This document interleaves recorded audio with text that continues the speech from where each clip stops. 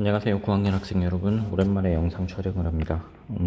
온라인 수업 끝나고 난 다음에 의도치 않게 여러 친구들이 코로나 바이러스에 감염되는 상황이라서 어쩔 수 없이 수업을 못 듣고 있는 친구들이 좀 있을 것 같아요.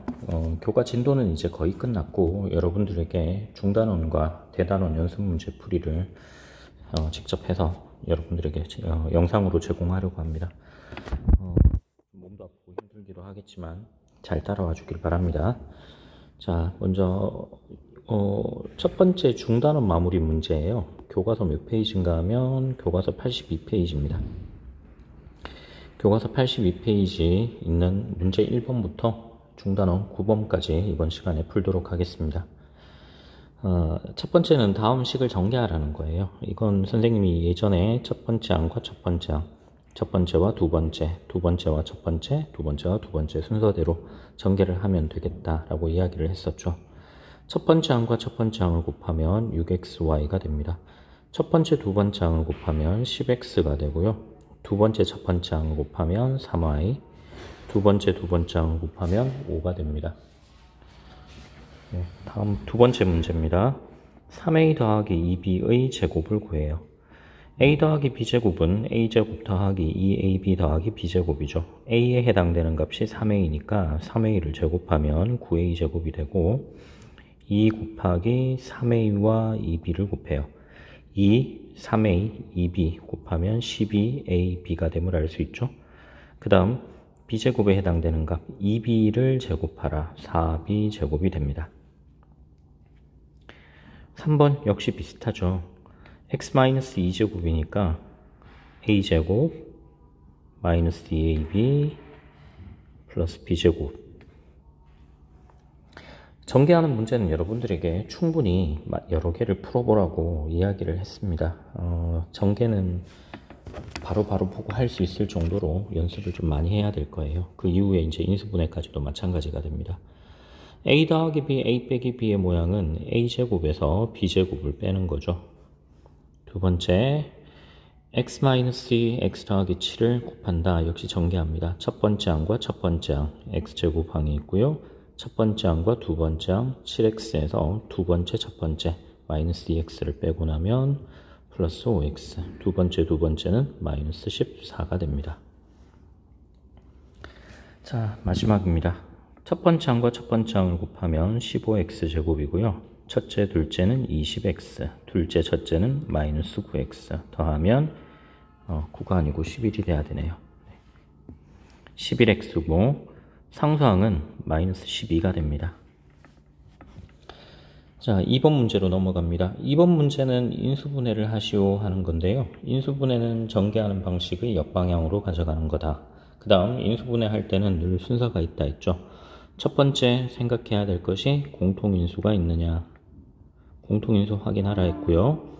두 번째는 인수분해 공식 이용 가능한지 확인하세요.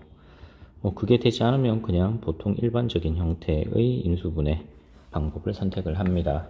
계수를 가지고 적절하게 찾아내는 방법 배웠었죠. 자, 첫 번째는 공통인수가 있어요. 3과 9, 3이고요.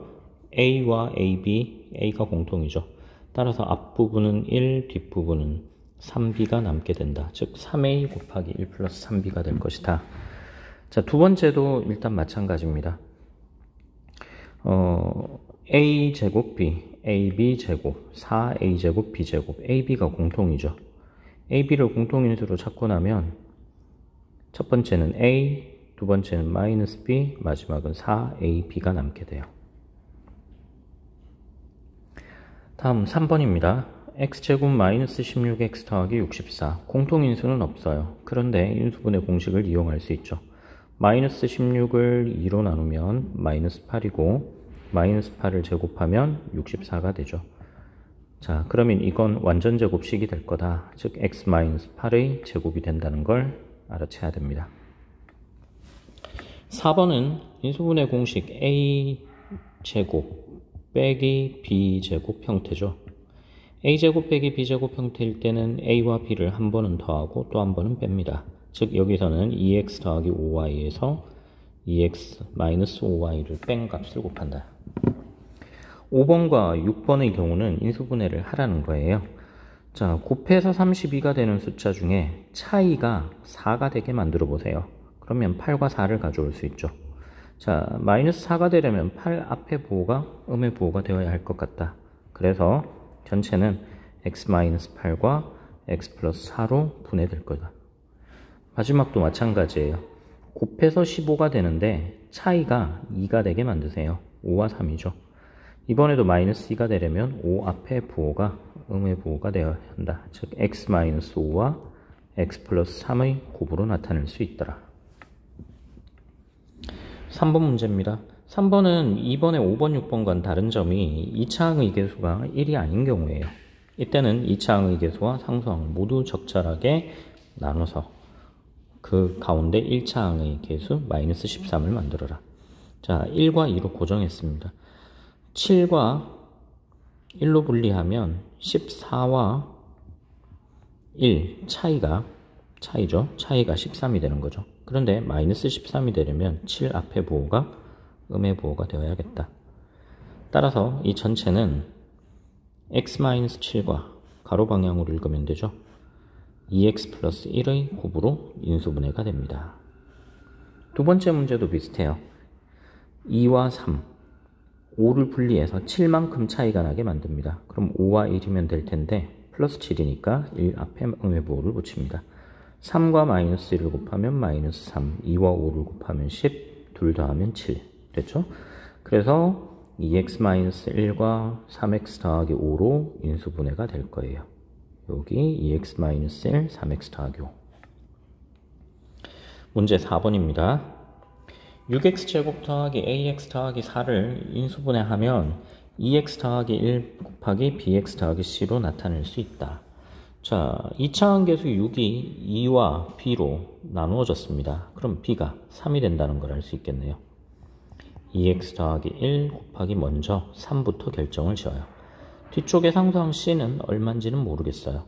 그런데 이걸 전개를 하게 되는데 1과 c를 곱해서 4가 되게 만들어야 되죠. 그렇다면 이 c 값도 4가 된다는 걸 알 수 있겠네요. 이것도 금방 알아챌 수 있습니다. 따라서 식을 전개해서 1차항의 계수 a를 찾아낼 수 있는데 1차항의 계수는 1과 3x를 곱한 것 그리고 2x와 4를 곱한 것에서 알 수 있어요.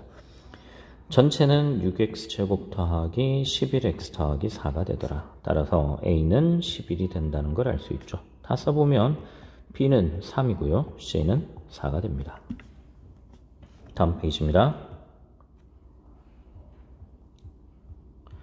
문제 5번 보겠습니다. 곱셈 공식을 이용하여 2023분의 2020 곱하기 2026 더하기 9를 계산하십시오. 2020이라는 숫자와 2026이라는 숫자의 평균이 분모에 있는 2023이에요. 이걸 이용하자는 뜻입니다. 어떻게 이용을 할까? 2020은 2023에서 3을 뺀 값이고요. 2026은 2023에서 3을 더한 값입니다. 지금처럼 나타낸 이유는 2023을 기준으로 해서 좌우가 대칭인 모양이기 때문에 a제곱 빼기 b제곱의 식을 만들어낼 수 있는 거죠. 2023제곱에서 3제곱 9를 빼면 되네요. 그런데 뒤에 9를 한 번 더 더하라고 했으니 9와 마이너스 9는 소거되면서 분자는 2023을 두 번 곱한 값 그걸 2023으로 나누라는 문제가 되니까 간단하게 끝이 난다는 뜻이에요. 정답은 2023입니다. 문제 6번입니다. 두 다항식에 공통으로 들어있는 인수가 x-6입니다. 자, 첫 번째 식도 두 번째 식도 모두 다 x-6으로 나누어 떨어진다. 그러면 이런 모양이 되거든요. x-6 곱하기 얼마? 두 번째 식도 x-6 곱하기 얼마의 형태이더라. 그런데 이 첫 번째 식과 두 번째 식에서 상수나 아니면 1차항을 가지고 A값, B값을 찾아낼 수가 있어요. 예를 들어서 첫 번째에서는 상수항끼리 곱하면 18이 되고 2차항은 계수가 1이죠. 따라서 뒤쪽 괄호에 들어갈 값이 x-3일 거예요. 그럼 식을 전개해보면 A값을 구할 수 있겠죠. x제곱 마이너스 9x 플러스 18. 따라서 a가 9가 된다는 걸 알 수 있습니다. 두 번째는 2x제곱이니까 일단 2x 더하기 얼마의 형태인데 뒤쪽에 올 값을 1차항의 개수를 보고 찾아야 돼요. 마이너스 9입니다. 마이너스 6과 2x를 곱하면 마이너스 12가 되겠죠. 9가 되려면 3이 필요하네요. 3x만큼을 곱해서 더해주면 마이너스 9x가 된다. 그럼 이 식의 경우는 전개했을 때 2x제곱 마이너스 9x 마이너스 18이므로 b는 18이 됨을 알 수 있어요. 자, 이렇게 문제를 푸는 방법이 한 가지가 있고요. 또 다른 방법이 하나가 더 있습니다. 자, 또 다른 방법은 아직 여러분들에게 이야기는 하진 않은 건데 x-6을 인수로 갖는다. 선생님이 이 인수라는 표현과 약수라는 표현이 유사하다는 이야기는 했었죠. 그렇죠? 지금 당장은 이 인수를 약수라고 생각해도 좋겠더라. 그럼 약수 그러면 약수와 배수가 떠오르잖아요. 나누고 나면 남는 나머지가 0이더라. 즉, 요 첫 번째 식에서 x에 6을 대입한다고 생각해 보세요. 그러면 6 빼기 6, 0이 돼버리죠. 0 곱하기 6 빼기 3, 3을 곱해봐야 0이에요. 여기는. 두 번째 식도 마찬가지. x에 6을 대입하면 0입니다. 아, 그러면 첫 번째 식이나 두 번째 식이나 모두 6을 대입하면 0이 되네요. 따라서 6제곱 마이너스 6a 더하기 18이 0이 될 거고요. 두 번째 식은 2 곱하기 6제곱 마이너스 9 곱하기 6 마이너스 b가 0이 됩니다. 자, 첫 번째 식에서 36에서 18을 더합니다. 36 더하기 18 54가 되죠. 따라서 마이너스 6a 더하기 54가 0이기 때문에 a가 9인 걸 바로 찾아낼 수 있고요. 두 번째 식에서 2 곱하기 6제곱 72거든요. 72에서 54를 뺍니다. 그럼 18이 남죠. 18 마이너스 b가 0이니까 b도 18인 걸 찾아낼 수가 있어요. 자, 지금 금방 본 이 풀이 과정은 내년에 10학년 과정에서 조금 더 자주 보게 될 겁니다. 문제 7번 3x-1 곱하기 5x 더하기 1-7이 x의 개수가 자연수인 두 1차식의 곱으로 인수분해가 되더라. 1차식의 합을 구하십시오. 그러면 지금 주어진 식을 인수분해 하라는 건데 여기 상수항 마이너스 7이 별도로 있기 때문에 다 전개한 다음에 동류항 정리하고 인수분해하는 과정을 거칠 거예요. 자, 전개부터 한번 해봅시다. 3x와 5x를 곱합니다. 15x제곱 3x와 1을 곱합니다. 3x 마이너스 1과 5x를 곱하면 마이너스 5x고요. 상수항은 마이너스 1 거기에 마이너스 7까지. 전체는 15x제곱 마이너스 2x 마이너스 8이에요. 인수분해 해야겠죠. 자, 인수분해 하는데 1차항 개수가 짝수입니다. 그럼 8은 2와 4로 나눌 수밖에 없어요.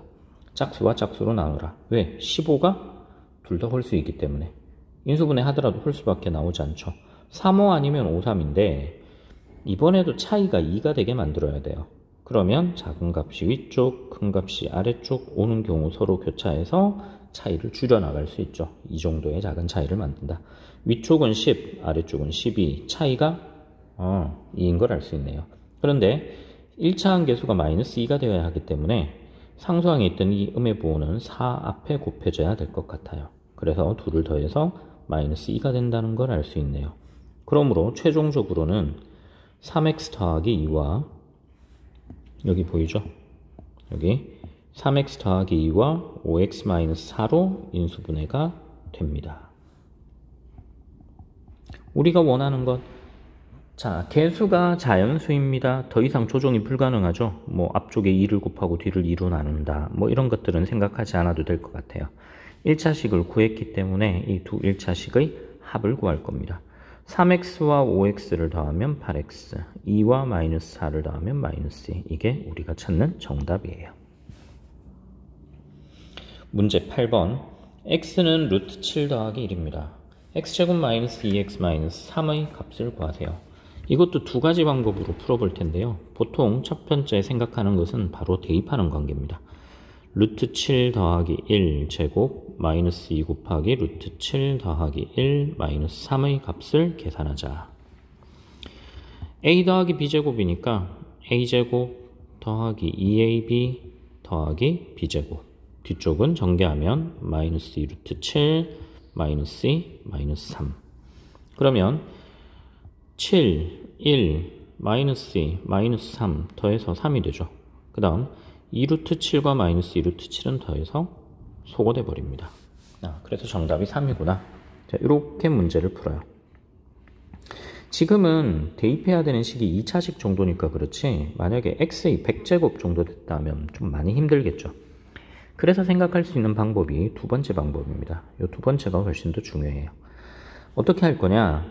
이 문제는 요 계산하고자 하는 식 보이죠? x제곱 마이너스 2x라고 하는 부분이 요 첫 번째 식에 숨어 있기 때문에 이용할 수 있는 겁니다.